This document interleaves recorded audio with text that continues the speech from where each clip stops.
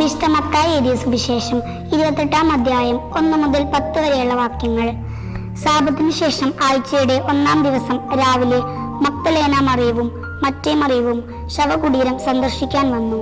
അപ്പോൾ വലിയ ഒരു ഭൂകമ്പമുണ്ടായി. കർത്താവിന്റെ ദൂതൻ സ്വർഗത്തിൽ നിന്നിറങ്ങി വന്ന് കല്ലുരുട്ടി മാറ്റി അതിന്മേലിരുന്നു. അവന്റെ രൂപം മിന്നൽ പിണർ പോലെ ആയിരുന്നു, വസ്ത്രം മഞ്ഞ പോലെ വെളുത്തതും.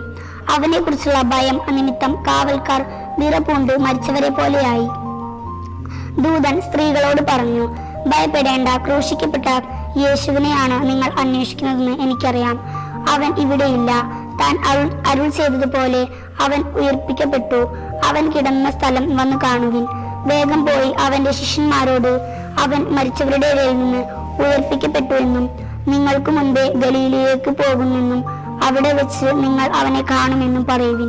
ഇതാ, ഈ കാര്യം ഞാൻ നിങ്ങളോട് പറഞ്ഞിരിക്കുന്നു. അവർ കല്ലറ വിട്ട് ഭയത്തോടും വലിയ സന്തോഷത്തോടും കൂടെ ശിഷ്യന്മാരെ വിവരം അറിയിക്കാൻ ഓടി. അപ്പോൾ യേശു എതിരെ വന്ന് അവരെ അഭിവാദനം ചെയ്തു. അവർ അവനെ സമീപിച്ച് പാദങ്ങളിൽ കെട്ടിപ്പിടിച്ച് ആരാധിച്ചു.